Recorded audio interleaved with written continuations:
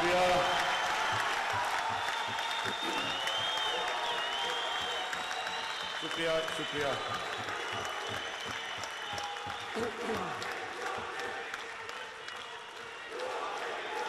بسم اللہ الرحمن الرحیم. بس ایاک نعبد و ایاک نستعین. سب سے پہلے میں سب کا شکریہ ادا کرنا چاہتا ہوں جنہوں نے آج یہ ہمارا جو 3 سال جو ہم آج 3 سال کی اپنی پرفارمنس لوگوں کے سامنے رکھ رہے ہیں. میں فواد چودھری آپ کا، سیف اللہ نیازی آپ کا، اور فاروق حبیب سب کا، یوتھ ونگ سب کا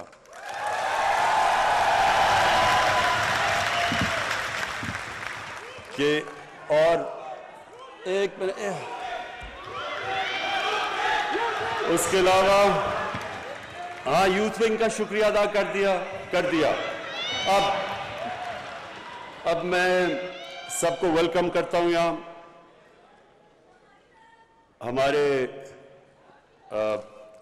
ہمارے منسٹرز، صوبائی اور فیڈرل منسٹرز، اور ابھی جو الیکٹ ہوئے ہیں آزاد کشمیر کے پریزیڈنٹ، وہ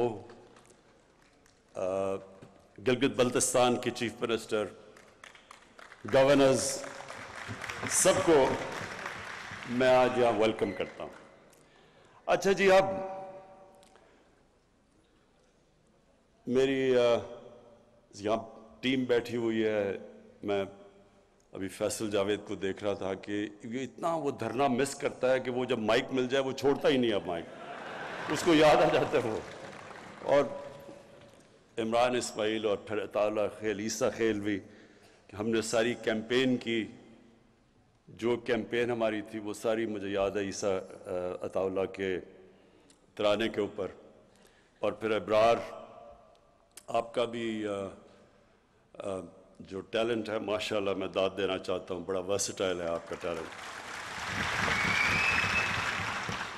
اور اب مجھے سمجھ نہیں آ رہی کہ میں اپنے گورنر عمران اسماعیل کو کس طرح اس کو داد دوں، کیونکہ اس میں اب پتہ نہیں پوٹینشل یہ ترانوں کا زیادہ ہے یا اس کی گورنرشپ میں زیادہ ہے، لیکن اس کا شاہ زمان سب کو دینا پڑتا.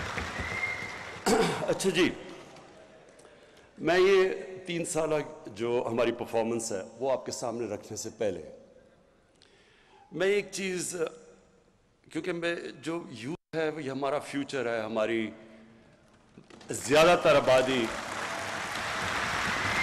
ہماری آبادی یوتھ ہے، 30 سال کی عمر سے کم اکثریت ہے ہماری ملک میں. تو اس لیے یوتھ میں خواتین بھی شامل ہوتی ہیں، وہ علیحدہ بھی ہیں یوتھ سے.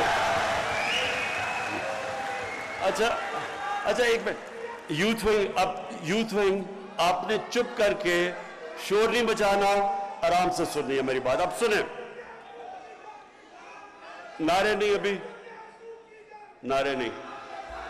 اچھا جی سنیں، میں سب سے پہلے اپنی صرف یہاں بھی لیکن سارے پاکستان کی یوتھ کے لیے جو پیغام میں آج دینا چاہتا ہوں وہ یہ کہ دیکھیں، جب ہم 5 وقت کی نماز میں، وہ کئی 5 وقت پڑھتے ہیں کئی نہیں پڑھتے، لیکن نماز میں ہم ایک چیز مانگتے ہیں، اور وہ ہے کہ اللہ ہمیں ان کے راستے پہ لگا جن کو تو نے نعمتیں بخشیں، اس راستے پہ نہیں جو اپنی تباہی کے راستے پہ نکل گئے. میں صرف چاہتا ہوں کہ اس کے اوپر غور کریں، کیونکہ جو زندگی کا فلسفہ ہے وہ اس چھوٹے سے آیت کے اندر ہے. اگر آپ اس کو سمجھ جائیں تو آپ کو سمجھ آ جائے گی کہ انسان عروج پہ کیسے جاتا ہے اور انسان اپنے آپ کو تباہ کیسے کرتا ہے. یہ صرف اسی میں ہے، اور اسی لیے اللہ نے ہر روز 5 وقت آپ کو صرف یہ کہا ہے مانگنے کے لیے کہ اللہ مجھے اس راستے پہ لگا، اس راستے پہ نہیں جو تباہی کا راستہ ہے، جو عروج کا راستہ ہے. اور وہ جو عروج کا راستہ ہے وہ کس کا راستہ ہے؟ سب سے اللہ کے محبوب، سب سے عظیم انسان جو کبھی نہ اس طرح کا عظیم انسان آیا ہے اور نہ آئے گا، ہمارے نبی صلی اللہ علیہ وسلم۔ اب یہ سمجھنے کی بات ہے، جب اللہ ہمیں حکم دیتا ہے کہ ان کی زندگی سے سیکھو تو اللہ بے نیاز ہے، یہ صرف وہ ہماری بہتری کے لیے اللہ کہتا ہے۔ اگر ہم نے ایک عظیم انسان بننا ہے تو اللہ نے راستہ بتا دیا، اور اسی لیے یہ ضروری ہے کہ ہماری یوتھ کو، ہمارے بچوں کو، خاص طور پر آج کل کے زمانے میں بہت ضروری ہے اس چیز کا سمجھنا کہ ہم جب ان کے راستے پہ چلتے ہیں تو ہم اپنی عظمت کے راستے پہ جاتے ہیں۔ اور جب ابھی یہ ساری جو سٹرگل کی ویڈیوز دکھائی گئی ہیں کہ ہماری، اور واقعی بڑی لمبی سٹرگل ہے، 25 سال اور 22 سال پہلے اقتدار کے باہر، تو یہ میری انسپریشن کیا تھی سٹرگل کی؟ ایسے ایسے وقت تھے جب کہ 5-6 لوگ رہ گئے تھے جو ایکٹیو پارٹی میں رہ گئے تھے۔ ایک وقت ایسا تھا کہ پارٹی سکڑ کے 5-6 لوگوں کی رہ گئی تھی، باقی گھروں میں بیٹھ گئے تھے۔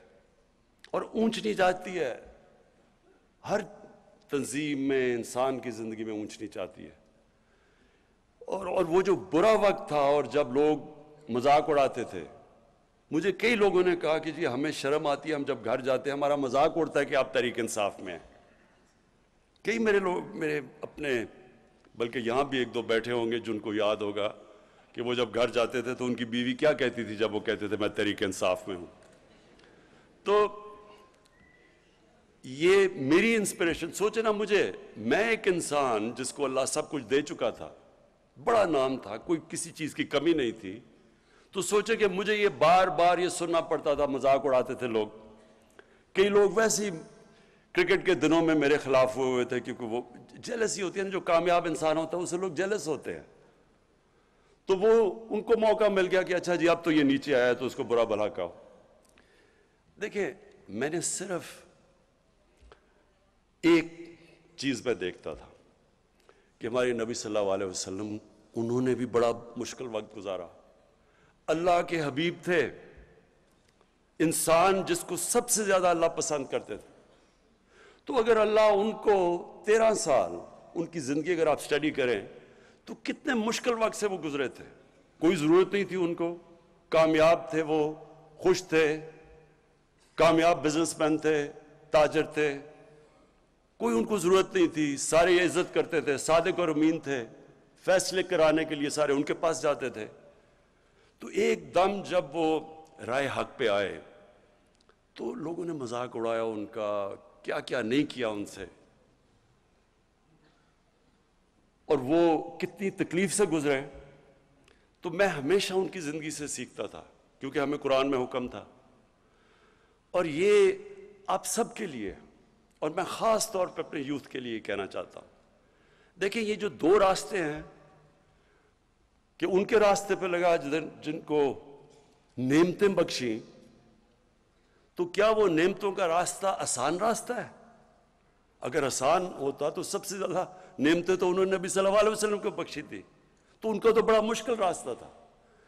کہنے کا مقصد یہ ہے کہ جو ایک قرآن کی ایک آیت ہے کہ جس کو تم اپنے لیے اچھا سمجھتے ہو وہ برا ہے، وہ کئی دفعہ تمہارے لیے برا ہے، اور جس کو تم برا سمجھتے ہو وہ اچھا ہے۔ مطلب یہ کہ کبھی بھی برے وقت سے ڈرنا نہیں چاہیے۔ جب میں پہلی دفعہ جب پرائم منسٹر بنا تو میں نے پہلی بات کی کہ یہ مشکل وقت ہے، لیکن گھبرانا نہیں ہے، کیونکہ مشکل وقت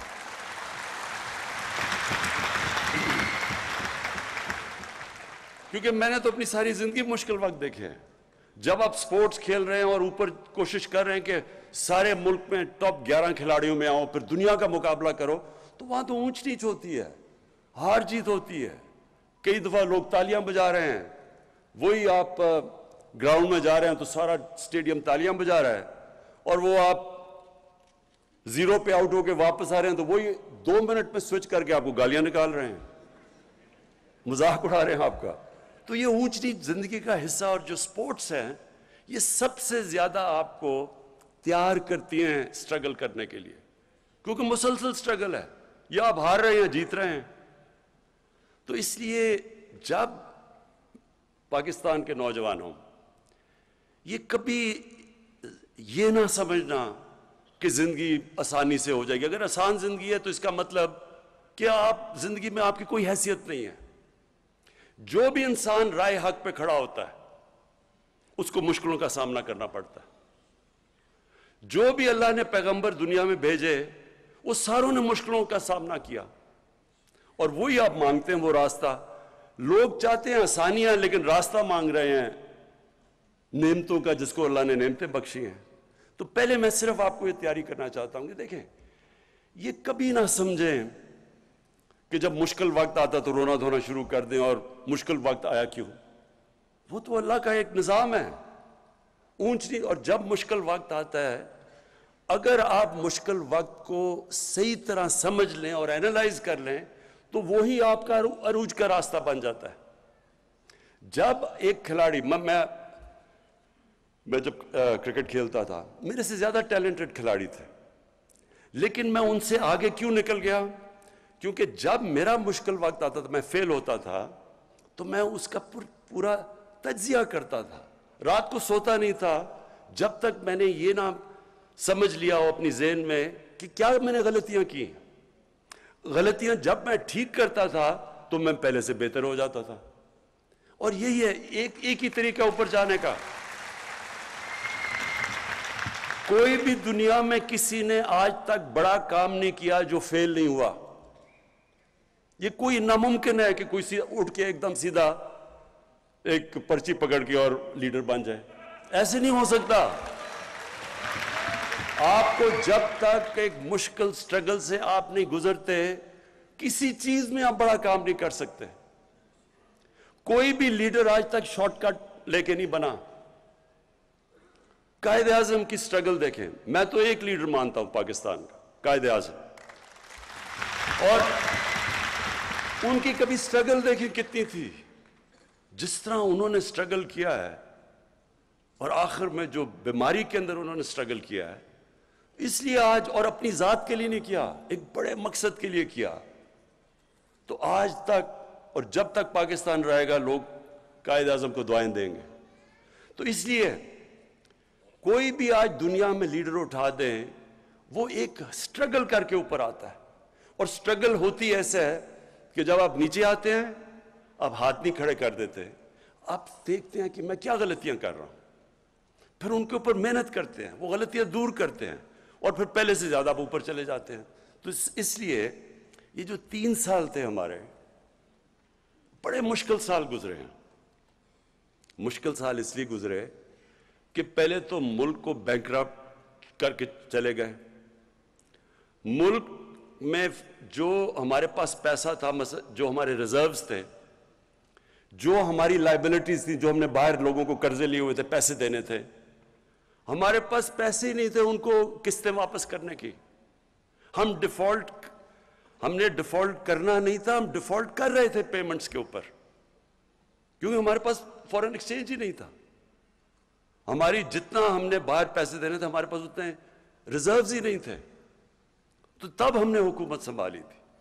پاکستان کی تاریخ کا جو سب سے بڑا جس کو خسارہ کہتے ہیں، ڈیفیسٹ کرنٹ اکاؤنٹ کا، کہ ہمارے ملک میں کبھی اتنا بڑا، تقریباً 20 ارب ڈالر کا ڈیفیسٹ تھا، اتنا بڑا، یعنی کبھی اتنا بڑا ڈیفیسٹ نہیں آیا۔ اس کی وجہ سے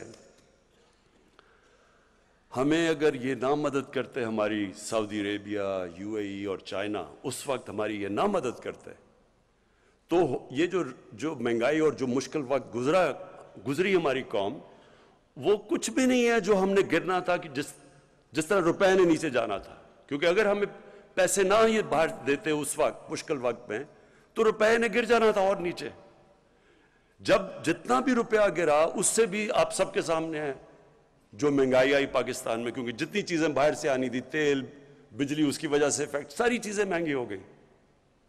تو اس وقت ہمیں جو سامنا کرنا پڑا، ایک نئی ٹیم تھی، یا تو ہماری ہمیں تجربہ ہوتا، ہماری ٹیم بھی نہیں تھی، اور اس کے بعد پھر ایک ایشو نہیں آیا، پہلے تو کرائسس آیا، اس کے مشکلوں سے IMF کے پاس جانا پڑا، پیسے نہیں تھے ہمارے پاس، مجبوری IMF کے پاس جانا پڑا، اور جب IMF کے پاس آپ جاتے ہیں تو جس طرح کوئی بھی جو جس سے آپ قرضہ لیتے ہیں وہ پوچھتا ہے کہ میرا پیسہ واپس کیسے کرو گے، اور وہ پھر شرائط لگا دیتا ہے کہ میرے پیسہ واپس کرنے کے لیے آپ کو بجلی بھی مہنگی کرنی پڑے گی کیونکہ بجلی میں خسارہ ہے، آپ کو روپے کی قیمت گرانی پڑے گی، آپ کو ٹیکس لگانے پڑیں گے، اور جب وہ IMF کی آپ شرائط پہ چلتے ہیں تو عوام کو تکلیف ہوتی ہے، عوام مشکل وقت سے گزرتی ہے۔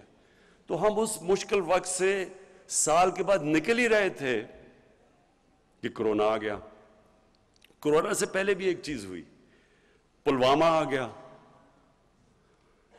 وہ میں صرف پلوامہ میں اللہ نے ہمیں بڑی کامیابی دی، اور میں آج اپنی خاص طور پہ اپنی فوج کا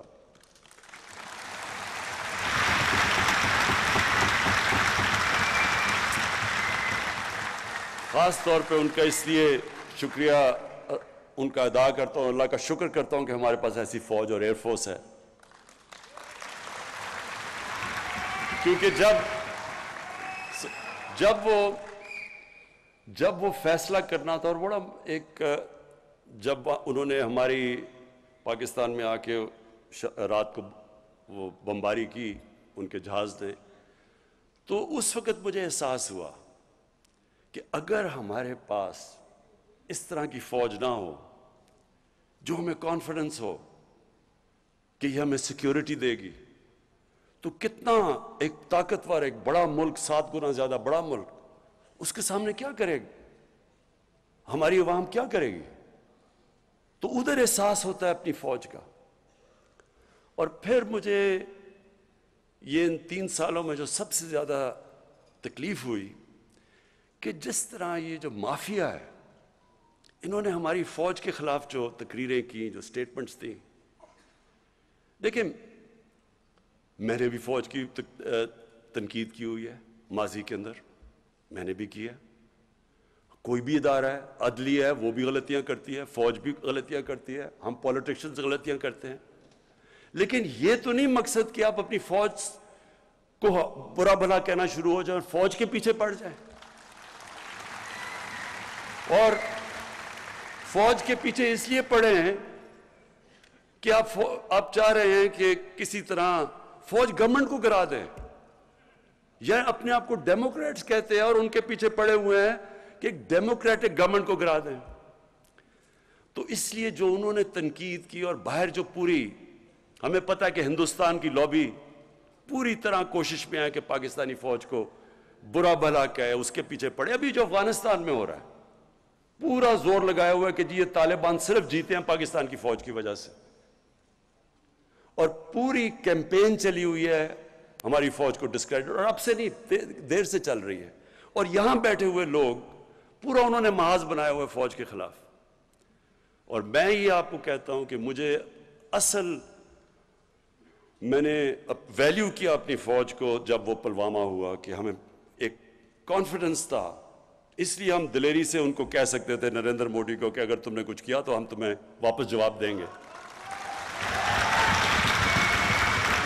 اگر ہماری فوج اگر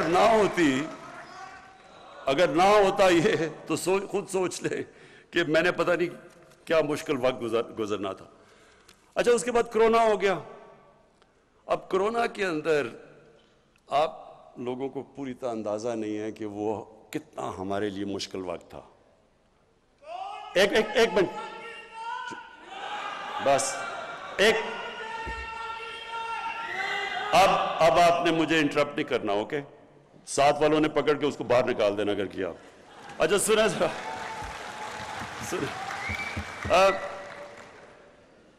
دیکھیں مشکل کیا تھا۔ ہم دیکھ رہے تھے باہر، وہاں جناب اسپین کے اندر، اٹلی کے اندر، انگلینڈ کے اندر، وہ ان کے ہاسپٹل بھرے ہوئے ہیں، لوگ سڑکوں پہ ہیں، ان کے یعنی جو ملک جن کے پاس ہمارے سے 30 40 گنا بڑا جی ڈی پی تھا، دولت تھی، وہاں ہم حالات دیکھ رہے تھے، اور وہ ساروں نے لاک ڈاؤن کیا ہوا تھا۔ پھر ادھر سے دیکھا جی نریندر مودی نے بھی لاک ڈاؤن کر دیا، تو ساروں نے ہمیں پریشر ڈالا کہ آپ بھی لاک ڈاؤن کریں، اور وہ بہت مشکل وقت تھا۔ ہاں لاک ڈاؤن تو کرنا چاہیے کہ اگر آپ کی یہ بیماری پھیل رہی ہے، ہمیں پتہ ہے کہ لاک ڈاؤن سے وہ رک جاتی ہے، وہ کم ہو جاتی ہے، پھیلتی کم ہے، لیکن ساتھ کہ ہمارے وہ لوگ جو دیہڑی دار تھے، جو غریب لوگ تھے، جو دن کو پیسہ بنا کے بچوں کو کھلاتے تھے، تو ان کو کیا بننا تھا؟ اور بڑی ہماری اپوزیشن کے ممبرز نے تنقید کی، اور لوگ میری اپنی پارٹی میں بھی کئی لوگ گھبرا گئے کہ ایک دم یہ ہو رہا ہے، اور اگر اور پھیل گیا ہمارے ہاسپٹل سے پریشر پڑ گیا۔ لیکن میرا یہ ایمان ہے، ہم نے فیصلہ کیا اور بڑا مشکل فیصلہ کیا کہ ہم جو بھی ہو جائے ہم یہ پوری طرح لاک ڈاؤن نہیں کریں گے، کیونکہ ہمارے غریب بھوکے مر جائیں گے۔ اور اس کی وجہ سے میرا یہ ایمان ہے کہ اللہ نے اس کی برکت آئی ہمارے اوپر، اس نے بچا لیا ہمیں، ہم نے اپنے۔ اور پھر یہ سنیں، ورلڈ اکنامک فورم نے پاکستان کی مثال دی کہ وہ ملک ہے جس نے اپنی بہترین طور پہ اپنی اکانومی بچائی۔ ورلڈ ہیلتھ آرگنائزیشن نے پاکستان کی مثال دی کہ کرونا سے انہوں نے سب سے بہتر طریقے سے اس کو انہوں نے ہینڈل کیا۔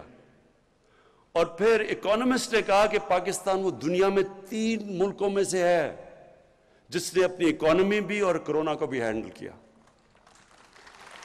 ادھر میں پھر اپنی ٹیم کو، کیونکہ اگر ہم غلط فیصلہ کر لیتے، میں آج آپ کو بتاؤں، یہاں لوگوں نے بھوکے مرنا تھا، جو آج ہندوستان میں ہو رہا ہے۔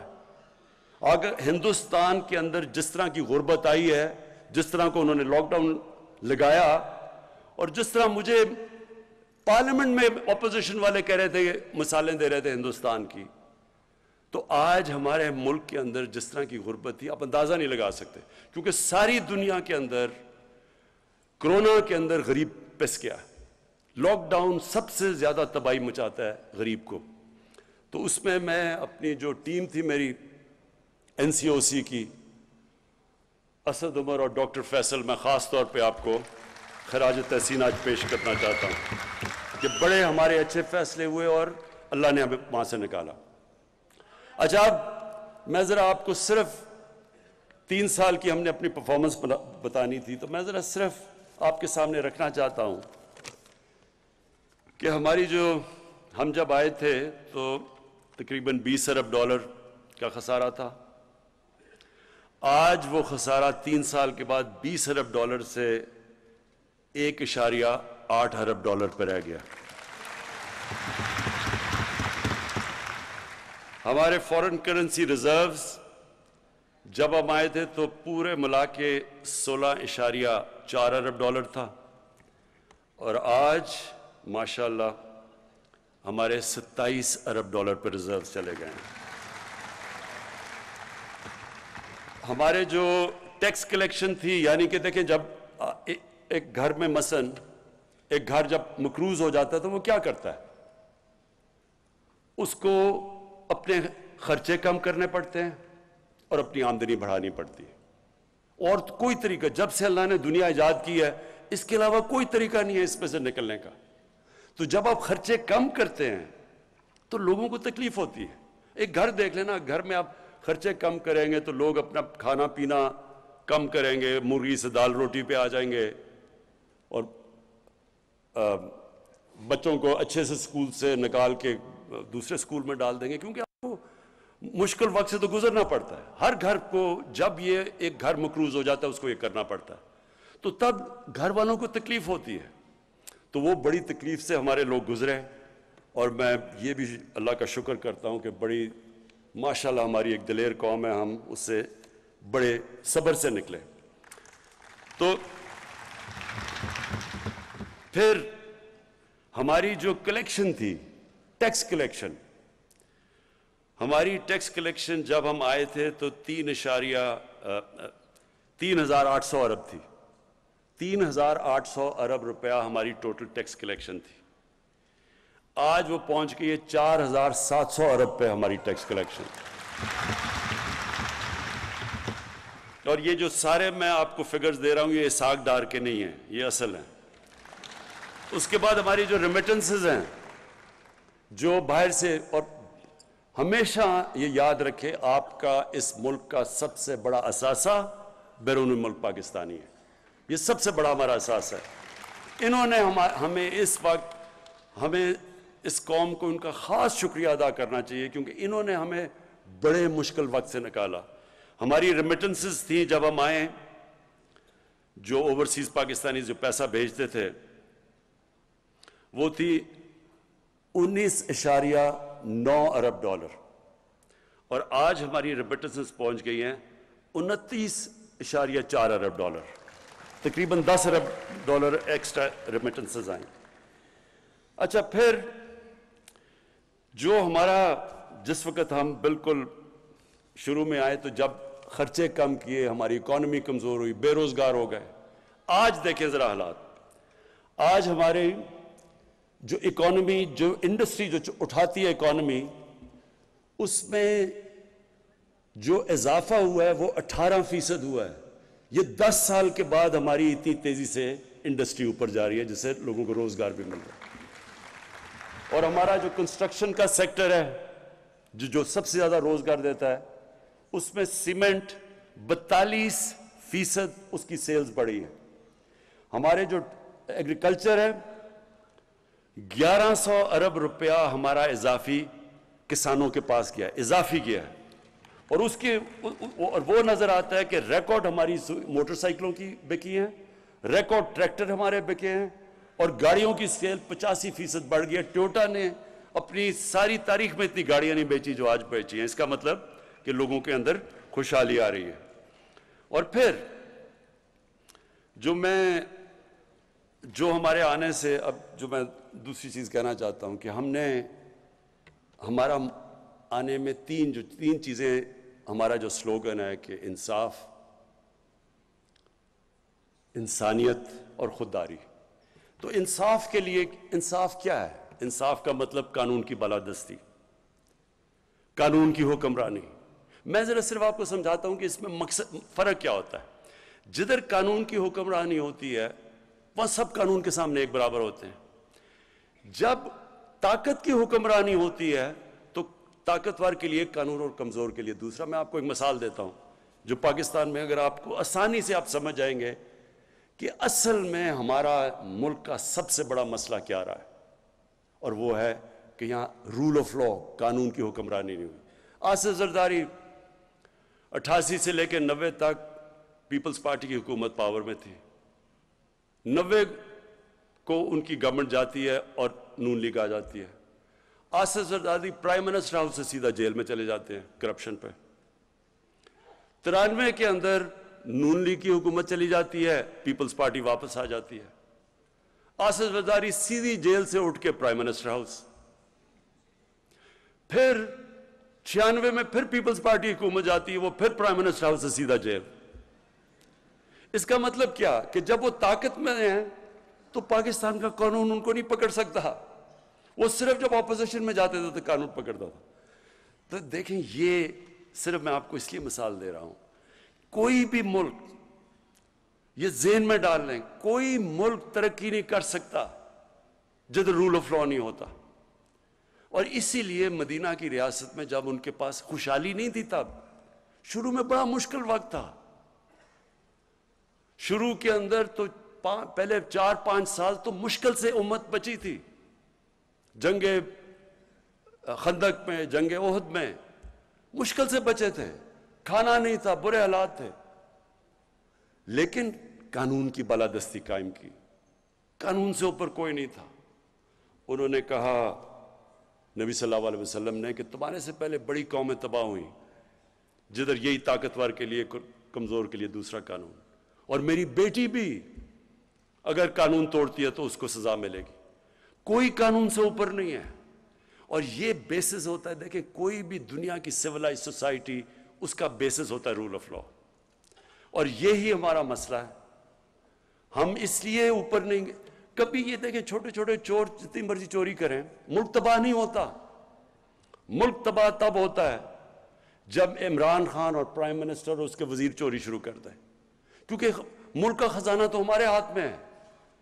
تو کرپشن عام آدمی کی لوگوں کو تنگ کرتی ہے، پٹواری کی کرپشن، لوگ تنگ ہوتے ہیں اس سے، یا تھانے دار کی.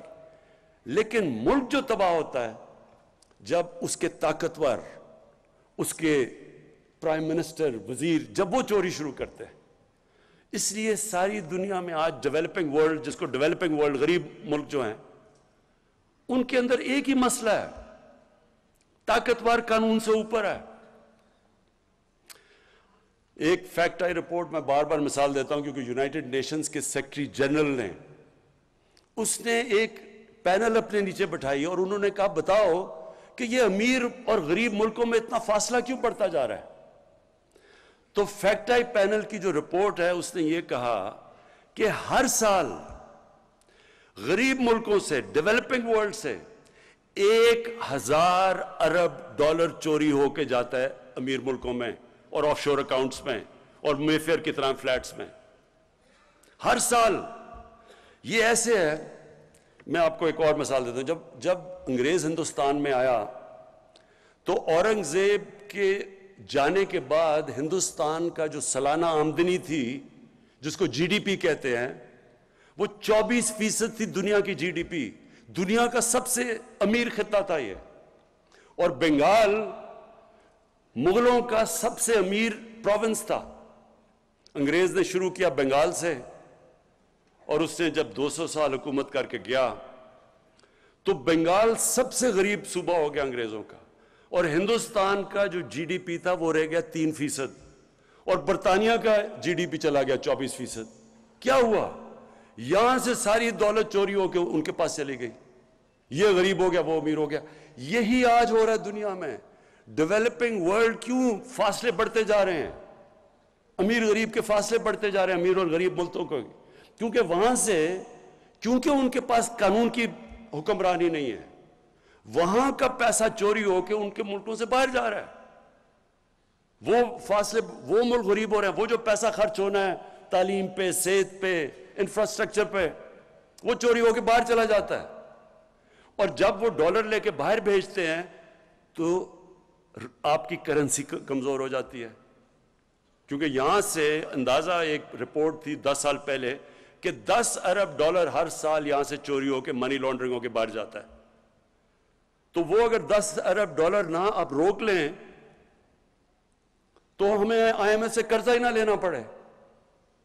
تو یہ جو ہمارا مسئلہ نہیں، یہ ساری ڈیولپنگ ورلڈ کا مسئلہ ہے. اس لیے یہ جو رول آف لا ہے، طاقتور کو قانون کے نیچے لانا، یہ ایک جہاد ہے. اللہ قرآن میں کہتا ہے کہ میری زمین میں انصاف قائم کرو. یہ ہمارا فرض ہے. اور اس لیے یہ ہے اصل میں جنگ جو 3 سال میں ہم نے سب سے زیادہ لڑی ہے. جو ابرار نے بتایا کہ جی مایوسی پھیلا دیتے ہیں، یہ کون مایوسی پھیلا رہا ہے؟ یہ وہ مافیاز ہیں. وہ مافیاز ہیں جو چاہتے ہیں کہ گورنمنٹ فیل ہو، کیونکہ وہ پرانا زمانہ پھر آ جائے جدھر لوٹ مار شروع ہے. ان کی پوری کوشش ہے کہ آپ کی یہ تحریک انصاف کی حکومت کامیاب نہ ہو اور ہماری جو کولیشن گورنمنٹ ہے، کیونکہ وہ چاہتے نہیں ہیں. کیونکہ ان کے لیے آسان، یہاں سے ملک سے پیسہ نکالا، باہر لے گئے، باہر بڑے بڑے گھر اور پراپرٹیز لے لی. تو میں صرف اب آپ کو، ہم جب آئے ہیں ذرا میں آپ کو بتاؤں کہ فرق کیا پڑا ہے. کیا فرق پڑا ہے کہ ہمارے آنے سے پہلے. اب میں ذرا 2 آپ کو فگرز دیتا ہوں. پنجاب کی پہلے بتاتا ہوں کہ پنجاب کی اینٹی کرپشن، انہوں نے نون لیگ کے 10 سالوں میں جو ٹوٹل پیسہ اینٹی کرپشن نے ریکور کیا تھا وہ 2.5 ارب روپیہ تھا. ہمارے صرف ابھی 3 سالوں میں پنجاب کی اینٹی کرپشن نے 450 ارب روپیہ اب تک ریکور کر چکے ہیں. یہی نیب تھی، یہی قانون تھے نیب کے. نیب نے اپنے 18 سالوں میں، ہمارے آنے سے پہلے 18 سالوں میں جو پورا اب تک پیسہ انہوں نے ریکور کیا تھا وہ 290 ارب روپیہ تھا. اور ہمارے 3 سالوں میں انہوں نے 519 ارب روپیہ ریکور کر چکے ہیں. اور اس لیے آپ دیکھتے ہیں بڑا شور مچا ہوا ہے. اچھا جی، دوسری چیز جو ہمارا دوسرا کوشش ہے ہمارا جو منشور ہے وہ ہے انسانیت۔ انسانیت کا مطلب یہ کہ بجائے ایک سٹیٹ جو صرف قانون بنتے ہیں، جس کو ایلیٹ کیپچر کہتے ہیں، سارے قانون، ساری بزنس، سارے فائدے ایک چھوٹے سے طبقے کو، امیر امیر ہوتا جاتا ہے، غریب غریب ہوتا جاتا ہے۔ یہ ہماری پہلی گورنمنٹ ہے جس نے فیصلہ کیا کہ ہم نیچے سے لوگوں کو اوپر اٹھائیں گے۔ اور یہ ہم کدھر؟ یہ مدینہ کی ریاست کا اصول تھا۔ پہلی دفعہ فلائی ریاست دنیا کی تاریخ میں مدینہ میں بنائی گئی تھی۔ تو ہم اسی پہ چل رہے ہیں، اور ہم نے وہ پروگرامز کیے ہیں جو پاکستان کی تاریخ میں کسی نے نہیں کیے۔ دو پروگرامز خاص طور پہ، ایک ہے ہمارا احساس کا پروگرام۔ ہمارا جو احساس کا پروگرام ہے، اس سے پہلے 110 ارب روپیہ صرف دیا جاتا تھا نچلے لوگوں کی مدد کرنے کے لیے، غریب لوگوں کی۔ اس سے ہم نے 260 ارب پہ لے گئے ہیں۔ 110 سے 260 ارب پہ ہمارا چلا گیا۔ ہم نے جو احساس پہ، جب کرونا ہوا تو جو پیسہ خرچ کیا ہم نے احساس پہ، ورلڈ بینک نے ریٹ کیا، جو ساری دنیا میں پیسے خرچ کر رہے تھے نا کرونا کے دوران، تو ورلڈ بینک نے جو ہماری ریٹنگ دی ہمارے احساس کے پروگرام کو، وہ ساری دنیا میں نمبر 3 پہ پاکستان تھا کہ سب سے بہترین، شفاف اور ایفیشنٹ طریقے سے ہم نے پیسے بانٹے۔ اور احساس پروگرام کے اندر اور بھی خاص طور پہ جو ہماری کوشش ہے کہ اپنی عورتوں کو ہم اٹھائیں۔ ہماری عورتیں خاص طور پہ جو غریب علاقوں میں ہیں، جو دیہاتوں میں ہیں، ان کو ہماری پوری کوشش اٹھانے کی، اور ان کو بہترین طریقہ اٹھانے کا کیا ہے؟ تعلیم دینا۔ احساس پروگرام کے اندر ہم نے جو سکولوں کے اندر اسکالرشپس رکھی ہیں بچیوں کے لیے، وہ بچوں سے زیادہ ہیں، لڑکوں سے زیادہ ہیں۔ اور جو ہم نے انڈر گریجویٹ اسکالرشپس دی ہیں، وہ عورتوں کو بھی 50% ہے اور لڑکوں کو بھی، اسٹوڈنٹس کو بھی، میل کو بھی 50% ہے۔ کوشش کیا ہے؟ دیکھیں، میں یہ ٹی وی پروگرام دیکھتا ہوں، یہ آج کل یہ جو افغانستان کے اوپر پروگرامز ہو رہے ہیں، یورپ، ساری دنیا مغرب میں، کہ جی وہ افغانستان کی عورتوں کی بڑی بری، ان کو سب کو فکر پڑی افغانستان کی عورتوں کی، وہ جی پتہ نہیں طالبان کیا کر دیں گے عورتوں کو۔ کبھی دنیا کی تاریخ میں کبھی کسی نے باہر سے آ کے کسی ملک کی عورتوں کو حقوق دلوائے ہیں آج تک؟ کبھی کوئی دلوا سکا ہے؟ مجھے ایک دنیا میں ایک تاریخ کا طالب علم ہوں، مجھے کوئی دنیا میں یہ بتا دیں کہ جی باہر سے کسی نے ملک میں آ کے تو کسی اور ملک کی عورتوں کو حقوق دلوا دیے۔ عورتیں خود حقوق دلواتی ہیں۔ ہماری عورتوں میں طاقت ہے اپنے حقوق لینے کے لیے۔ ہم نے صرف ان کو تعلیم دینی ہے، ہم نے امپاور کرنا ہے تعلیم دے کے۔ عورتیں خود اپنے حقوق، جو انگلینڈ میں یا حقوق یا جو ویسٹ میں دلوائے تھے، وہ کیا کسی نے فتح کر کے دلوائے تھے ان کو حقوق؟ ان کی اپنی موومنٹ تھی، عورتوں کی موومنٹ تھی، سفریجیٹس تھی، انہوں نے بڑی محنت کر کے اپنے حقوق لیے ہیں۔ تو ہماری عورتوں کے پاس، ہم نے صرف ان کو تعلیم دینی ہے، اور اس کے اوپر ہماری گورنمنٹ کا سب سے زیادہ زور ہے۔ اس کے علاوہ بھی ہم نے ان کی کئی چیزیں جو غریب علاقوں میں عورتیں ان کے لیے مشکل ہے، مثلا ہم نے ایک سکسیشن سرٹیفکیٹس نکالے ہیں۔ اب بجائے عورتیں بڑا مشکل ہوتا تھا ان کو جا کے سکسیشن سرٹیفکیٹس کو جا کے ویریفائی کرنا، تو اب وہ صرف نادرا آفس میں جائیں اور وہ آرام سے ان کے لیے ہو جاتے ہیں۔ اور اس کا سب سے بڑا فائدہ یہ ہے کہ جو انہیریٹنس لاز ہیں، عورتوں کی جو جائیداد ملنی چاہیے، وہ بھی پہلی دفعہ ہم اب انشور کر رہے ہیں، کیونکہ عورتوں کو جائیداد میں حصہ نہیں ملتا، وہ بھی انشاءاللہ ہم پوری طرح اس پہ زور لگا رہے ہیں۔ اچھا جی، اب جو سب سے بڑا ہمارا اس کے ساتھ ساتھ احساس کے ساتھ پروگرام چلنے والا ہے، وہ کامیاب پاکستان ہے۔ اس کی ہم پوری ڈیٹیلز کام کر رہے ہیں، بہت بڑا پروگرام ہے۔ اس میں جو ہماری 40 لاکھ نچلے غریب خاندان ہیں، ان کے لیے ہم 4 چیزیں کرنے لگے ہیں۔ سب سے پہلے ان کو قرضے، سود کے بغیر ان کو قرضے دیں گے۔ ہر غریب خاندان میں، یہ 40 لاکھ غریب خاندان ہیں سب سے نیچے، ہر غریب خاندان کو ان میں سے ایک فرد کو سود کے بغیر قرضہ، اس کے بعد ایک فرد کو ٹیکنیکل ایجوکیشن، تاکہ وہ ہنر سیکھ سکیں. ہیلتھ کارڈ، ہیلتھ انشورنس، یعنی کہ ایک غریب گھر میں، وہ تو ہم پنجاب میں پختونخوا میں تو وہ کر چکے ہیں، پنجاب میں انشاءاللہ سال کے اینڈ تک سب کو ہیلتھ کارڈ مل جائے گا، ہیلتھ انشورنس. اور اس کے علاوہ ہاں لیکن میں عرض کر دوں، یہ صوبے خود کر رہے ہیں، یہ ہم سینٹر سے نہیں کر رہے. انشاءاللہ جب یہ ساری صوبوں میں ہو جائے گا تو سندھ کو بھی پریشر پڑ جائے گا، سندھ کے اوپر بھی، کہ ان کو بھی دینے پڑیں گے ہیلتھ کارڈ.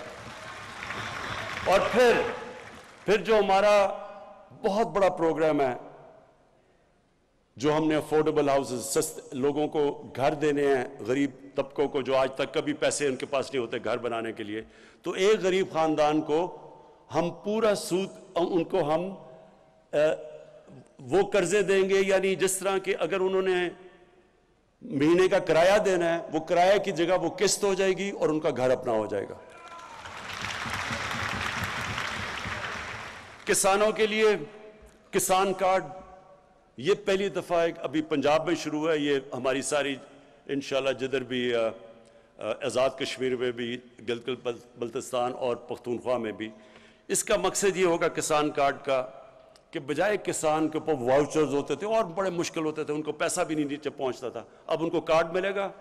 اس کارڈ کے اوپر جو بھی سبسڈی ہے، کھاد کے اوپر ہے، ٹیوب ویل کے اوپر ہے، کیڑے مارنے والی دوائیوں پہ ہیں، اور اگر کوئی فصل ان کی خراب ہو جائے تو ڈائریکٹ کارڈ کے اوپر اب ہم سبسڈی دیں گے. یہ انشاءاللہ سال کے اینڈ تک پورا کسان کارڈ ساری جگہ چلا جائے گا. اور کسانوں کے لیے اس کے علاوہ 10 ڈیمز بن رہی ہیں پاکستان میں. انشاءاللہ اگلے 10 سال تک ہماری 10 ڈیمز پوری ہو جائیں گی. 2025 میں مومن ڈیم سب سے پہلے بن جائے گی، اس کے بعد پھر داسو. اور اس کا یہ ہوگا پہلی دفعہ پاکستان میں 50 سال میں کوشش کی ہے کہ پاکستان کے ریزروائرز بڑھے تاکہ کسانوں کو پانی زیادہ ملے، کیونکہ آگے پانی کا بڑا مسئلہ آ رہا ہے. اور پھر تعلیم میں سب سے پہلے تو ایک کریکولم، ایک نصاب، یہ بڑا مشکل کام تھا. میں اپنی ٹیم کو، دونوں جو ہمارے پروونشل اور فیڈرل ایجوکیشن منسٹرز ہیں، ان کو خاص طور پہ میں داد دیتا ہوں. بڑا مشکل کام ہے ایک نصاب، کیونکہ انگریزوں کا بنایا ہوا سسٹم تھا. ایلیٹ کے لیے انگلش میڈیم، لوگوں کے لیے اردو میڈیم، 7 دینی مدرسے، 3 سسٹمز تھے. یہ بڑی مشکلوں سے ہم ایک نصاب لے کے آئے ہیں. اور اس کا مقصد کیا ہے؟ اس کا مقصد یہ ہے کہ عام لوگوں کو، جن کو موقع ہی نہیں ملتا اوپر آنے کو کیونکہ ان کو انگریزی نہیں آتی، تو ان کو انگریزی بھی سکھائی جائے، اور دوسری طرف جو انگلش میڈیم ہے وہ بالکل ایک علیحدہ ہی قوم نہ بن جائے، وہ ان کے اندر بھی پاکستانیت ڈالیں. اور ساتھ ساتھ جو سب سے بڑی چیز انشاءاللہ اگلے 5 مہینے میں ہو جائے گا، 8، 9 اور 10 میں کلاسز میں ہم ایک سیرت نبی کا پورا ایک کورس شروع کر رہے ہیں.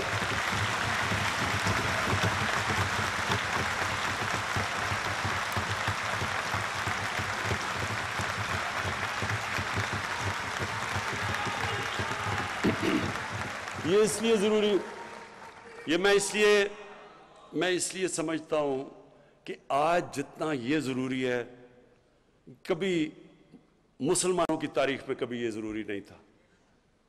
ضروری تو خیر ہمیشہ تھا، جس طرح میں نے شروع میں کہا کہ کوئی اس قرآن میں جب انہوں نے ان کو رول ماڈل بنا دیا ہماری بہتری کے لیے، جو ان کو فالو کرے گا وہ اوپر چلا جائے گا. جو مدینہ کی ریاست کے اصولوں پہ قوم کھڑی ہوگی وہ اوپر چلی جائے گی. یہ تو اللہ نے اس لیے ہمیں ان کی سنت پہ چلنے کو کہا ہے. لیکن مجھے احساس ہوا کہ ہمارے بچوں کو سمجھ ہی نہیں ہے. نہ قرآن پڑھ لیتے ہیں لیکن قرآن کی ان کو سمجھ نہیں ہے. لیکن ان کی زندگی وہ آسان ہے بچوں کے لیے سمجھنا، وہ تو ایک تاریخ کا حصہ ہے، اور اس سے کیریکٹر بلڈنگ ہو. میں پھر سے کہتا ہوں، جب میں نے جو چیزیں آج کل دیکھ رہا ہوں، یہ موبائل فون کے بڑے فائدے ہیں، ٹیکنالوجی ہے، بچے کئی چیزیں اب سیکھ جاتے ہیں، نالج وہ مل جاتی ہے جو کبھی پہلے نہیں تھی. لیکن اس کے ایک نیگیٹو سائیڈ ہے. بچوں کو وہ مٹیریل اب موبائل فون پہ مل رہا ہے کہ ان کے لیے ہینڈل کرنا آسان نہیں ہے، اور اس کے بڑے اثرات آ رہے ہیں ہماری سوسائٹی کے اوپر۔ میں جب سے آیا ہوں، میں نے جب آئی جیز سے ملتا ہوں اور ان سے میں پوچھتا ہوں کہ کرائم کے مجھے بتائیں کہ کون کون سی کرائم بڑھ رہی ہے، سب سے تیزی سے کرائم بڑھ رہی ہے پاکستان میں سیکس کی کرائم، بچوں سے زیادتیاں، ریپ، یہ بڑی تیزی سے بڑھ رہی ہے۔ اور پھر جو میں نے یہ جو مینار پاکستان میں دیکھا، یہ ہم سب کے لیے، یہ ہم ساری قوم کے لیے اس سے زیادہ شرمناک چیز نہیں ہو سکتی۔ تو اس لیے اور بھی ضروری ہے آج کہ ہم اپنے بچوں کی تربیت کریں، ان کی کیریکٹر بلڈنگ کریں، ان کو ٹیکنالوجی بھی سکھائیں، لیکن ان کے کیریکٹر ان کو بتائیں تو صحیح کہ انسان ہوتا کیا ہے۔ انسان صرف روبوٹ نہیں ہے جو صرف ٹیکنالوجی پہ چلتا ہے، انسان میں انسانیت تب آتی ہے جب اس کو پتہ تو چلے کہ میں اچھے برے کی تمیز کیا ہے، میں دنیا میں کس لیے آیا ہوں، میرا حساب لیا جائے گا۔ انسان میں ایمان آتا ہے یہ نہیں آتا، یہ تو اللہ کا فیصلہ ہے، لیکن ہمارا کام ہے ان کو تربیت دینا، اپنے بچوں کو ان کو ایک قسم کے ان کو ہتھیار دینا تربیت سے، تاکہ وہ مقابلہ کر سکیں کہ یہ بالکل ایک نئی قسم کی ان کے لیے انفارمیشن آ رہی ہے۔ یہ بہت ضروری ہے، کیونکہ اگر اس وقت میں جو ابھی ابرار نے بالکل ٹھیک بات کی کہ جس طرح کی اس وقت انفارمیشن آ رہی ہے، یہ بالکل ہمارے دین سے بھی بچوں کو دور لے کے جا رہی ہے، ہمارے کلچر سے، ہماری پاکستانیت سے۔ تو اس لیے انشاءاللہ یہ جو ہماری کوشش ہے اب کہ سارے بچوں کو ہم 8، 9 اور 10 کے اندر جو بھی بچہ ہے جس مرضی اسکول میں، انگلش میڈیم، اردو میڈیم، سب کو سیرت نبی کے اوپر پورا صحیح سکھایا جائے گا۔ اور پھر یہ جو ہماری پوری کوشش ہے کہ جو ہمارے علاقے پیچھے رہ گئے ہیں، بلوچستان پیچھے رہ گیا، ہمارا قبائلی علاقہ جو پرانا قبائلی علاقہ تھا وہ پیچھے رہ گیا، وہاں بھی غربت ہے، پڑھائی وہاں بھی کم ہے۔ تو ان سارے علاقوں کے لیے ہم نے اسپیشل پیکیجز دیے۔ بلوچستان میں ہماری گورنمنٹ نہیں ہے، سندھ میں ہماری گورنمنٹ نہیں ہے، لیکن ہم نے صرف غربت کے اوپر اسپیشل پیکیجز دیے ہیں۔ ہم نے 14 سندھ کی ڈسٹرکٹس، 9 بلوچستان کی ڈسٹرکٹس اور گلگت بلتستان، ان کے لیے ہم نے 1300 ارب روپیہ ہم نے ایلوکیٹ کیا ہے ان کو اٹھانے کے لیے۔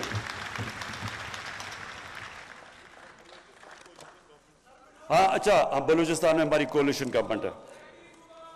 اچھا، اب میں آخری چیز پہ آ رہا ہوں، اور یہ بڑا ضروری ہے آپ سب کے لیے کہ دیکھیں، میں پاکستان کی پہلی چپ کر کے سنیں پاکستان کی پہلی جنریشن ہوں۔ میرے ماں باپ ایک غلام ہندوستان میں پیدا ہوئے تھے، میں ایک پہلی جنریشن ہوں جو ہم ایک آزاد ملک میں پیدا ہوئے تھے۔ اور جب ہم بڑے ہو رہے تھے تو مجھے اپنے ماں باپ کی ہمیشہ یہ بات یاد رہی کہ تم کتنے خوش قسمت ہو کہ تم ایک آزاد ملک میں پیدا ہوئے۔ ہمیشہ ماں باپ نے مجھے یہ بتایا، اور مجھے بدقسمتی سے ہمارا جو راستہ ملک کا، ایک ہمارا بہت عظیم قائد اعظم ہمارے لیڈر تھے، میں ہمیشہ کہتا ہوں کہ غلام ہندوستان میں ایک آزاد ذہن تھا قائد اعظم، لیکن جو ہمارا جو ملک کا جو راستہ تھا ایک خوددار قوم بننے کا، بدقسمتی سے ایسی ملک میں لیڈرشپ آئی جنہوں نے دوسروں کے سامنے ہاتھ بھی پھیلا دیے، کبھی یہی نہیں سوچا کہ ہماری اپنی طاقت کیا ہے، کبھی کوشش نہیں کی اپنے پیر پر کھڑے ہونے کی۔ جب بھی ایک آدمی، ایک انسان اللہ نے ہمیں بنایا ایسا ہے کہ جب ہم اپنے کوئی وثاقیاں پکڑ لیتے ہیں یا کسی کے اوپر ڈیپینڈ کرتے ہیں تو ہم اپنی طاقت نہیں پہچانتے۔ مولانا رومی نے ایک دفعہ کہا کہ جب تمہیں اللہ نے پر دیے ہیں، چونٹیوں کی طرح زمین پہ کیوں رینگ رہے ہو؟ جب ہم اپنی طاقت ہی نہیں پہچانتے اور ہم لوگوں کے سامنے ہاتھ پھیلا دیتے ہیں، ہم اپنی عزت اور وقار کھو بیٹھتے ہیں۔ کبھی کوئی انسان کسی دوسرے انسان کی عزت نہیں کرتا جو دوسرے انسان کے سامنے ہاتھ پھیلاتا ہے۔ اور میں یہ 3 سالوں کے اندر جو سب سے مشکل مجھے چیز لگی وہ یہ کہ ہمارے ملک کے معاشی حالات اتنے برے تھے کہ مجھے دوسرے ملکوں کے سامنے ان کے پاس جا کے مانگنا پڑا، قرضے مانگنے پڑے۔ اور میں آپ کو یقین دلاتا ہوں یہ سب سے مشکل چیز ہے، کیونکہ جو مرضی آپ کر لیں، جی میرا دوست ہے، آپ دوست تو چھوڑیں، آپ اپنے ماں باپ سے بھی تیسری دفعہ پیسے مانگنے جائیں تو دیکھیں ماں باپ بھی تھوڑے بدل جاتے ہیں آپ کی طرف، آپ کے بھائی بہن بدل جاتے ہیں۔ یہ اللہ کے سامنے ہاتھ پھیلاؤ، اللہ خوش ہوتا ہے آپ سے۔ انسانوں کے سامنے ہاتھ پھیلاؤ، وہ آپ نیچے گر جاتے ہیں اس کے سامنے۔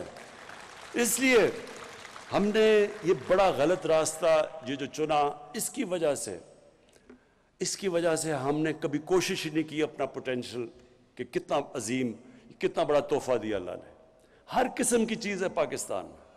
میں آپ کو یہ بتا دوں، جس شعبے میں ہم ایگریکلچر پہ، اپنی زراعت پہ زور ڈالیں گے، اس پہ پاکستان اٹھ سکتا ہے، اس کے اوپر بھی کبھی توجہ نہیں دی۔ اس ملک میں جتنے منرلز دیے ہیں، جو معدنیات ہیں، اس کے اوپر بھی کبھی توجہ نہیں دی، کیونکہ صرف باہر ہاتھ پھیلائے ہوئے کہ ایڈ آتی رہے یا ہم امپورٹ کرتے رہیں۔ سوچا ہی نہیں کہ اس ملک میں کیا کیا ہے اللہ۔ جو ٹورزم ہے، میں آپ کو صرف بتاؤں کیونکہ میں دنیا میں پھرا ہوں، ٹورزم میں صرف پاکستان اتنا پیسہ بنا سکتا ہے کہ اپنے قرضے اتار سکتا ہے، صرف ٹورزم پہ۔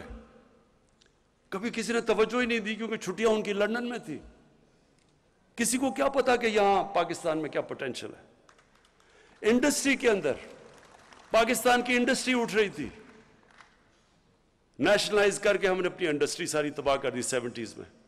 ہمارے بینکرز دنیا کے اندر، BCCI دنیا کے اندر 14-15 نمبر پہ بینک پہنچ گیا تھا، یہیں سے لوگ اٹھے ہوئے تھے۔ لیکن آہستہ آہستہ آہستہ آہستہ یہاں پہنچ گئے کہ آپ سوچیں کہ 22 کروڑ کا ملک ہے اور ہماری ایکسپورٹس دیکھ لیں۔ پچھلے 5 سال میں جو ان کے پچھلے والے نون لیگ کے 5 سال تھے، ایکسپورٹس بڑھی نہیں، جو 5 سال پہلے تھی ان کے وہ اینڈ تک اتنی ایکسپورٹس تھی۔ جب ملک ایکسپورٹ ہی نہیں کرے گا، اس کے پاس آمدنی کدھر سے آئے گی؟ کیسے ملک آگے بڑھ سکتا ہے؟ اور اس ملک میں کوشش ہی نہیں کی گئی انڈسٹریلائز کرنے کی، ڈی انڈسٹریل۔ ابھی جو آپ نے پیچھے دیکھا ہوگا کہ فیصل آباد میں لوگوں نے اپنی ٹیکسٹائل ملز کو چینج کر کے ہاؤسنگ سوسائٹی بنانی شروع کر دی۔ ہماری ٹیکسٹائل انڈسٹری جو مین تھی وہ نیچے چلی گئی۔ تو اس وقت جو ہمارا ملک جس راستے پہ ہے، انشاءاللہ پہلی دفعہ ایکسپورٹس ہماری بڑھ رہی ہیں، ہمارا ریمیٹنسز جو ہمارا اوورسیز پاکستانی، یہ یاد رکھیں سب سے بڑا اثاثہ بیٹھا ہوا ہے۔ ابھی تو ہم نے ان کو پوری طرح ملک میں ماحول ہی نہیں پیدا کیا کہ وہ یہاں کے انویسٹمنٹ کریں، لیکن وہ ماحول پیدا ہو رہا ہے۔ ایز آف ڈوئنگ بزنس میں 28 پلیس پاکستان اوپر چلا گیا ہے، یعنی آسانیاں پیدا کر رہے ہیں ہم باہر انویسٹرز کے لیے۔ تو انشاءاللہ، اور بزنس کانفیڈنس ابھی صرف جو اوورسیز پاکستانی چیمبر نے جو سروے کیا ہے، پاکستان میں تقریباً 100%، 108% ایک سال کے اندر بزنس کانفیڈنس اوپر گیا ہے، کہ یعنی کہ پاکستان کے حالات بزنس کے لیے بہتر ہو گئے۔ تو میں آپ بات کرنا چاہتا ہوں، دیکھیں اس ملک کو ہم نے اپنے پیر پہ کھڑا کرنا ہے۔ ہم نے جو فیصلہ کیا، جب ہم نے کہا کہ ہم کوئی اپنے ملک کو استعمال آگے سے نہیں ہونے دیں گے۔ پہلے ہم نے امریکہ کے ساتھ شامل ہوئے، ہم ان کے فرنٹ لائن سٹیٹ بنے، افغانستان میں جہاد لڑی، پیسے انہوں نے دیے، جہادی ہم نے ٹرین کیے۔ جیسی روسی وہاں سے سوویت یونین چھوڑ کے گئی افغانستان، وہ بھی چلے گئے امریکی، اور ہمارے اوپر سینکشنز لگا دی۔ اس کے بعد 9/11 آیا، ان کو پھر ہماری ضرورت پڑ گئی، افغانستان میں انہوں نے جنگ لڑنی تھی، انہوں نے پھر پاکستان کو کہا کہ جی ہماری تمہیں ضرورت ہے۔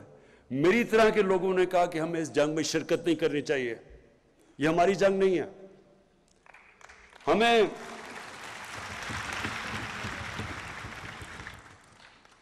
تو جارج بش نے یہ نومبر 2001 میں اس نے کہا جب اسے ضرورت تھی ہماری کہ اس باری ہم پاکستان کو نہیں بھولیں گے, ہم ابینڈن نہیں کریں گے اس باری پاکستان کو. لو جی امریکہ کی جنگ میں شامل ہو گئے, کہا جی ہماری جنگ ہے, پیسے ان سے لے رہے ہیں, جنگ ہماری ہے, ہم ان کی مدد کر رہے ہیں اور وہی بمباری کر رہے ہیں ہمارے پہ. 480 ڈرون اٹیکس کیے ہیں پاکستان کے اوپر. کبھی دنیا کی تاریخ میں یہ نہیں ہوا کہ ایک ملک کو اپنے ہی اعلائے بمباری کر رہا ہے, یہ کبھی دنیا میں نہیں ہوا. وہ لوگ جو بیچارے مرتے تھے ڈرون اٹیکس میں, وہ سارے بدلہ لیتے تھے پاکستان سے, ہماری فوج سے. ہمارے ادھر فوجی بھی شہید ہو رہے ہیں, ہمارے بم دھماکے ہو رہے ہیں. 70 سے 80 ہزار لوگوں کی ہم قربانی دے گی کسی اور کی جنگ لڑ کے, اور اس کے بعد وہی ہمیں کہنا شروع ہو گیا کہ نہیں جی آپ کی وجہ سے ہم افغانستان میں کامیاب نہیں ہوئے. تو اس سے ہمیں کیا سبق ملتا ہے؟ کبھی ہم نے اپنے آپ کو کسی سے استعمال ہونے نہیں دینا. کبھی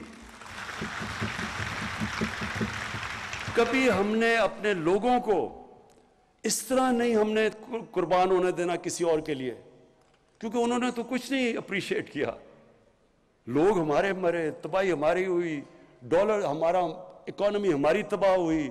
قبائلی علاقے کے جو آدھے لوگوں نے نقل مکانی کی, قبائلی علاقے اجڑ گئے. کیا ملا اس سے؟ اور وہ اس لیے کہ ہمیں غلط عادتیں پڑی ہوئی ہیں. ہمیں جی ایڈ مل جائے گی, چلو جی مدد کر دو کسی کی. تو اس لیے یہ جو خودداری ہے, دیکھیں ایک انسان, ایک قوم کھڑی تب ہوتی ہے, رسپیکٹ ہی دنیا میں تب ہوتی ہے جب وہ خوددار ہو. تو ہماری فورن پالیسی اب ایسی ہے کہ ہم نے کوئی کسی کے ساتھ, ہم نے امن میں شرکت کریں گے, کسی کی جنگ میں ہم نے شرکت نہیں کرنی.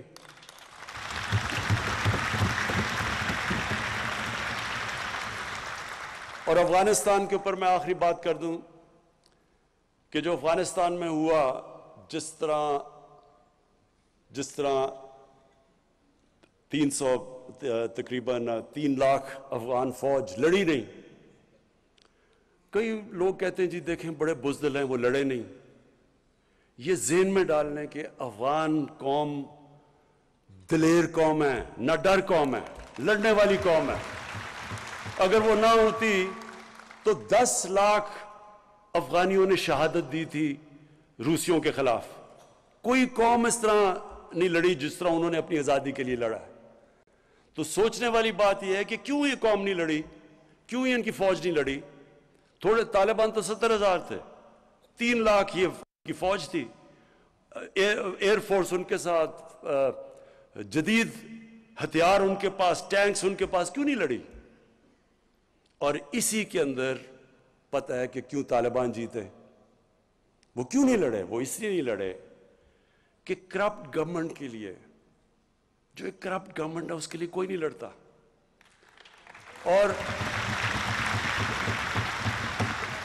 اور دوسری چیز, افغانیوں کی ایک سائیکی ہے, وہ ہمیشہ جو باہر سے آتا ہے, جو ان کے اوپر فتح کرنے کی کوشش کرتا ہے, وہ قوم ان کے اگینسٹ کھڑی ہو جاتی ہے. وہ اپنی آزادی کے لیے لڑتے ہیں. تو وہ کبھی بھی کسی ایک گورنمنٹ جو باہر سے امریکی اس کو بیک کر رہے ہیں, انہوں نے اس کے لیے نہیں لڑنا تھا. جس طرح سوویت یونین, انہوں نے جب پوری کوشش کی افغانستان پہ قبضہ کرنے کے لیے, وہ فیل ہو گئے, اس لیے کہ وہ لوگ آزادی چاہتے ہیں. اور اب جو حالات ہیں افغانستان میں, ہماری پوری کوشش ہونی چاہیے, اور میں دنیا کی کمیونٹی کو کہتا ہوں, پوری کوشش ہونی چاہیے کہ افغانستان کی اس وقت ان کی گورنمنٹ کی مدد کرے. جو طالبان ہیں انہوں نے کیا چیزیں کہی ہیں؟ انہوں نے کہا کہ ہم سب کو شامل کریں گے. یہ بڑی زبردست چیز ہے. یہی تو چاہ رہے تھے دعا کے اندر جو ٹاکس تھی, اس میں کیا چاہ رہے تھے طالبان سے کہ انکلوسیو گورنمنٹ ہو. وہ مان گئے ہیں. ہیومن رائٹس ہے, وہ کہتے ہیں ہاں ہیومن رائٹس. ایمنسٹی, انہوں نے سب کو معاف کر دیا ہے. اور انہوں نے کہا کہ ہم اپنی زمین استعمال نہیں ہونے دیں گے دہشت گردی کے لیے. یہی دنیا چاہتی تھی. تو جب انہوں نے یہ کہہ دیا ہے تو یہ کیا مطلب کہ نہیں جی وہ آگے پتہ نہیں اپنی زبان پہ کھڑے ہوں گے یا نہیں ہوں گے؟ بھئی جب نہیں ہوں گے تب دیکھیں، ابھی کیوں شروع ہو گئے ہیں؟ ابھی تو آپ کریں ان کی مدد تاکہ وہ افغانستان میں امن ہو۔ سب سے زیادہ دنیا کو کیا کرنا چاہیے؟ پوری کوشش کرنی چاہیے کہ افغانستان میں امن ہو۔ 40 سال سے وہاں انتشار ہے، ان کے لوگوں نے کتنی مشکلوں کا سامنا کیا ہے۔ اب وقت آ گیا کہ دنیا مدد کرے امن لانے کے لیے وہاں، اور وہ کوشش کرے۔ اگر طالبان کوشش کر رہے ہیں سب کو شامل کر کے وہ امن کی بات کر رہے ہیں تو ان کی مدد کریں۔ میں اپنی ٹیم کو اس کا شکریہ ادا کرتا ہوں، اپنے سارے ایلائز جتنے ہمارے ساتھ، جنہوں نے ہمارے ساتھ 3 سال گزارے ہیں، کیو لیگ کا، ہماری بیپ پارٹی کا، اپنی ایم کیو ایم کا، میں آپ کا سب کا شکریہ ادا کرتا ہوں، جی ڈی اے کا، سب کا، اپنے سارے ایلائز کا شکریہ ادا کرتا ہوں جس طرح آپ نے ہمارے ساتھ کرا ہے۔ شکریہ۔